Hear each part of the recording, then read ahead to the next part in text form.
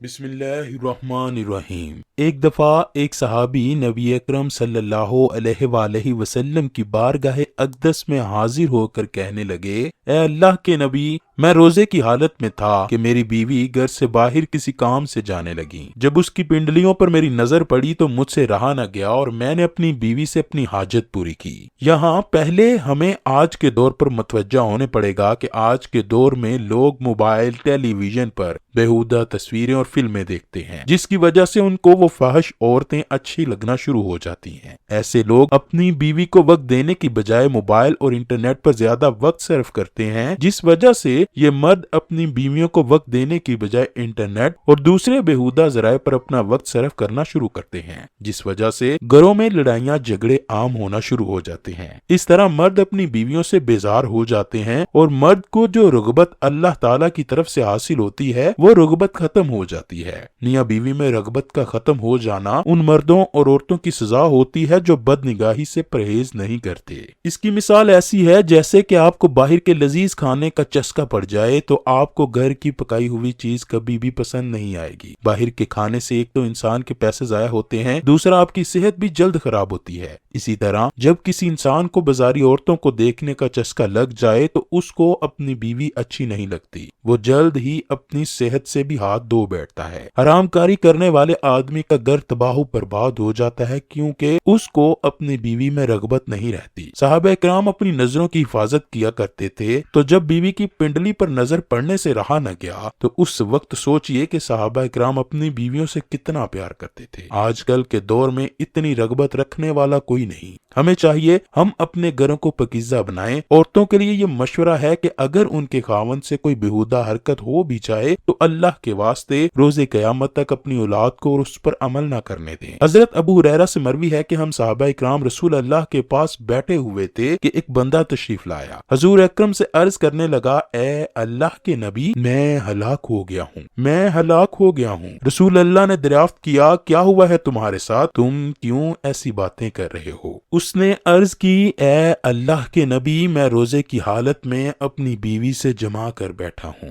رسول اکرم نے اس بندے سے پوچھا، تیرا کوئی غلام ہے تو اس کو اس کے کفارے میں آزاد کر دے۔ اس بندے نے جواب دیا، اے اللہ کے نبی، میرے پاس کوئی غلام نہیں۔ رسول اللہ نے فرمایا کہ تو مسلسل 2 مہینے روزے رکھ سکتا ہے؟ اس بندے نے جواب دیا، اے نبی اکرم، میرے سے 2 مہینے روزے نہیں رکھے جائیں گے۔ رسول اللہ نے فرمایا، کیا تم 60 بندوں کو کھانا کھلا سکتے ہو؟ اس نے عرض کیا، اے اللہ کے نبی، میرے پاس تو اتنی رقم نہیں کہ میں اتنے بندوں کے کھانے کا بندوبست کر سکوں۔ اس کے بعد وہ شخص کافی دیر تک پریشانی کی حالت میں بیٹھا رہا۔ پھر رسول اللہ صلی اللہ علیہ وآلہ وسلم کی بارگاہ اقدس میں ایک کھجوروں کا ٹوکرا پیش ہوا۔ رسول اللہ نے دریافت کیا کہ وہ سائل کہاں گیا؟ اس بندے نے جواب دیا، جی حضور، میں حاضر ہوں۔ رسول اللہ نے اس بندے سے فرمایا کہ یہ تھیلا لے جاؤ اور غریبوں میں خیرات کر دو۔ وہ صحابی کہنے لگے، اے اللہ کے نبی، میں یہ کھجوریں کس کو خیرات کروں؟ مجھ سے محتاج تو اس پوری بستی میں کوئی نہیں۔ اس بات پر رسول اللہ کھل کر مسکرانے لگے۔ حدیث کے الفاظ ہیں کہ حضور اکرم اتنا ہنسے کہ آپ کی داڑھیں مبارک بھی نظر آنے لگی اور رسول اللہ نے فرمایا، اے بندے، اس کھجوروں کے تھیلے کو اپنے گھر لے جاؤ اور اپنے گھر والوں کو کھلا دے، تیرا کفارہ ادا ہو جائے گا۔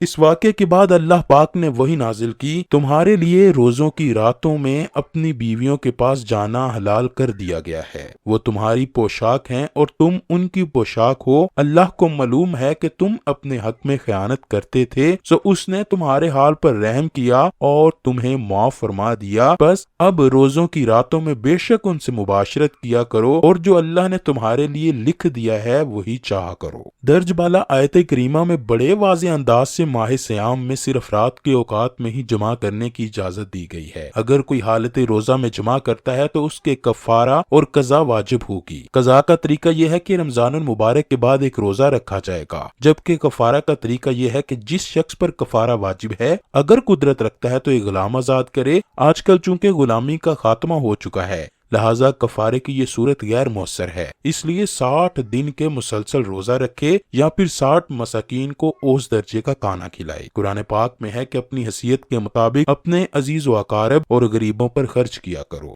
حدیث نبی ہے جہنم کی آگ سے ہر وقت اپنے آپ کو بچانے کی کوشش کیا کرو، جب تمہیں غصہ آئے تو زیادہ سے زیادہ صدقہ کیا کرو، کیونکہ صدقہ انسان کے غصے کو بڑی جلدی ٹھنڈا کرتا ہے۔ جب انسان سے کوئی غلطی ہو جائے تو اسے چاہیے کہ فوراً سچے دل سے اللہ سے معافی مانگ لے، کیونکہ جب اللہ تم سے ناراض ہوتا ہے تو توبہ کے علاوہ تمہارے پاس اور کوئی راستہ نہیں ہوتا۔ توبہ کے بعد اللہ سے اپنی غلطی کی معافی کروانے میں بس صدقہ ہی کام آتا ہے۔ اس لیے ہمیں چاہیے کہ ہر وقت کسی نہ کسی محتاج کو کچھ نہ کچھ دیتے رہیں، جس سے اللہ بھی راضی ہو جائے۔ رسول اللہ کا ارشاد مبارک ہے، دوزخ کی آگ سے بچنے کے لیے صدقہ بہترین ذریعہ ہے۔ اگر تمہارے پاس رقم نہیں تو کھجور لو، اس کو آدھا کر کے 2 حصوں میں تقسیم کر لو، ایک حصہ خود کھا لو اور دوسرے حصے کو کسی محتاج کو صدقہ کر دیا کرو۔ اس کھجور کے آدھا حصہ صدقہ کرنے سے اللہ تعالی جہنم کی آگ تم پر حرام کر دے گا۔ اگر کوئی غریب ہے تو اس کے لیے یہ عمل ہے۔ صاحب حیثیت کو چاہیے کہ اپنی طاقت کے مطابق صدقہ و خیرات کیا کرے، انشاءاللہ تعالی اس کے رزق میں اضافہ ہوگا۔ قرآن پاک میں ارشاد ہے، اللہ سود کو گھٹاتا ہے۔ سود خور کی عادت ہوتی ہے کہ وہ ہر وقت پیسے کو حاصل کرنے کے لیے روتا رہتا ہے کہ میرے پاس کوئی پیسہ نہیں بچا۔